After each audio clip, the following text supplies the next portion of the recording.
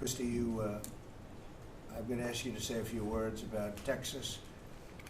The first person there was first person I saw on television was you, actually. And you've worked great with the governor, who's terrific. And you might want to tell a little bit about the trials and tribulations, but we appreciate the job that you and everybody have done.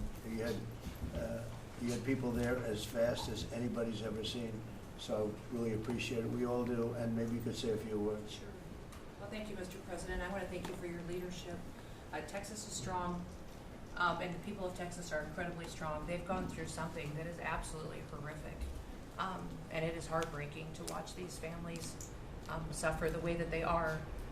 As soon as this flash flooding event happened, you know, the governor has activated his emergency responders. Noem is his emergency management director, who is incredible, and has immediately worked with the local first responders to get help to individuals and get them evacuated, put requests into me.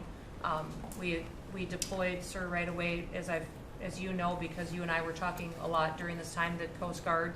We also had some assets out of Customs and Border Protection.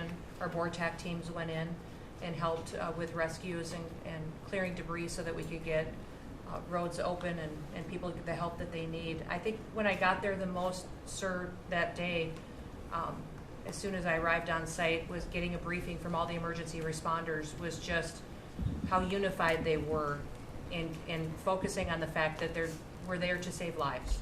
They were there to rescue people, find people who were still alive, and to reunify them with their family members.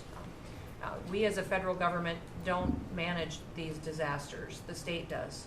We come in and support them, and that's exactly what we did here in this situation. FEMA went to an enhanced level immediately, but as soon as you signed the major disaster declaration, we were able to get them resources and dollars right away, just like you envisioned, through state block grants to help them with cleanup. And we're still there in presence, and FEMA's been deployed, and we're cutting through the paperwork of the old FEMA, streamlining it much like your vision of how FEMA should operate, and it's been a much better response to help these families get through this terrible situation. We still are looking for people. We're still looking for a lot of little girls and other family members that were camping along that river, and they will continue until they find every single person, and we will continue to help them and assist in that. I was surprised when I got there at the camp that day, right after this happened, the parents that were there, the parents that were looking for their children and picking up their daughter's stuffed animals out of the mud and finding their daughter's shoe that might be laying in the cabin, and just hugging and comforting people matters a lot. I'm extremely grateful for God's hand in that whole situation, because hundreds and hundreds and hundreds of people were saved. And this is a time for all of us in this country to remember that we were created to serve each other. God created us to take care of each other.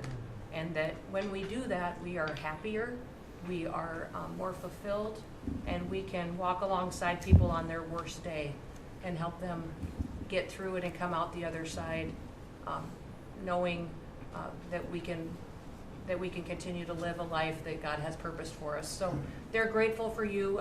Several times the day after the flooding, you and Melania were on the phone with me, and I want to thank you for that. And that meant the world. I was able to tell many of those folks that I had been visiting with you, and that you had said, whatever they need, Kristi, let's deploy it and get it down there and be helpful. And on Sunday, when the families were waiting at a church to identify their children's bodies, Franklin Graham and I called in and prayed with the families and read some scripture with them, and he was incredible in making himself available to that as well. We'll be back down there in a couple of days and continue to do all we can, but this is an unprecedented event. It really is. There's been tragedies like this around the country, but everyone is unique in different situations, and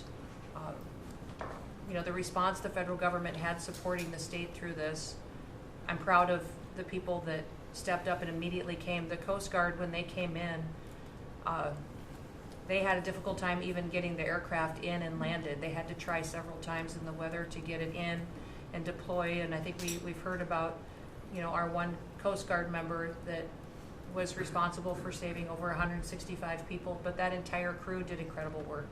And all the first responders there did incredible work. And I know people are getting tired now, but they're getting reinforcements and volunteers are showing up. And I just want to commend the governor and his team for being the leaders. And they're so thankful that you're letting them make the decisions and manage the response like it should be. And then us supporting them with the resources of the federal government. We've already deployed dollars to the state, much like the block grants that you've talked about. Right. So they're grateful for that, sir. There's never been a wave like this outside of the breaking of a dam. Because this was almost a wave that ended up being 30 feet high, more actually. Now with the dam you can understand it, but this approached almost with that speed. When you see a dam break, it's not a pretty sight. It wipes out everything, and this is the kind of thing that built up so fast. And it's happened 2 or 3 times before over the years, but not to this extent. But tell them when you met the father who was picking up the daughter's clothing. And I had walked through so the sad. cabin where all the little girls died, and I had kind of fallen apart in there, but I walked out of the cabin, and a gentleman was standing there, and he said, that man over there needs a hug. And so I walked over to him, and I hugged him, and I said, do you work here? And he said, no, my little girl was in that cabin. And he said, and I just found her best friend about an hour and a half ago. She had passed away. And he just fell apart. And so then we just hugged and talked for probably an hour about that. But then there was the grandpa was there looking for his granddaughter as well. There was a dad there of one of the counselors. The counselor was alive, but she was dealing with the fact that she had hung on to some of these girls and was trying to keep them out of the flood waters and had gotten hit by something and had lost 2 of the girls and wasn't able to hang on to them and was going to live the rest of her life thinking about that moment when she wasn't able to hang on to these girls. But these parents were picking up their kids' belongings out of the mud and throughout the camp and putting them in bags. And then one of the dads said, I knew 50 of these girls here. So I knew that was her dress and my daughter's friend's dress. So he was picking it up and putting it in a bag to return to her parents. And so it was and then the director was there comforting everybody who had lost his father the night before too. And he was still there trying to facilitate all of these parents grieving their children and find them. So the strength of people is incredible. One of the things that I asked there that day was that they all have escorts or counselors when parents come in. So from that point, that when they came into the camp, that they have somebody with them when they're going and looking for their children's belongings or looking for their children. And so, very emotional, but also just so tragic. The relationship with Texas and the governor has been obviously very good for years with me, but the relationship with Texas and their first responders and us with our first responders and lots of other people, and we brought in a lot of helicopters from all over, and we had a lot of helicopters. It was actually dangerous, a lot of helicopters up there, but they were real pros, and they were responsible for pulling out a lot of people, and we got them there fast, and Texas had some good ones too, but the response has been incredible, and the fact that we got along so well, I don't know, I don't even think that's a political thing, but we got along so well, and it was so unified. I think a lot of lives have been saved. That could have been as bad as it was, and you could have lost double or triple.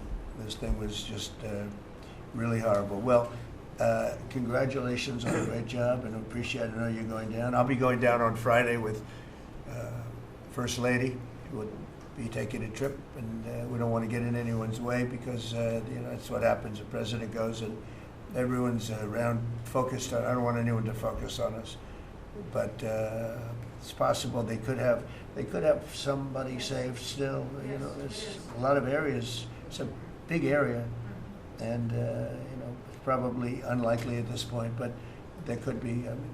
They're thinking there could be the possibility, but what a tragic situation. Good job, and we'll see you on Friday, and we'll finish out the day here.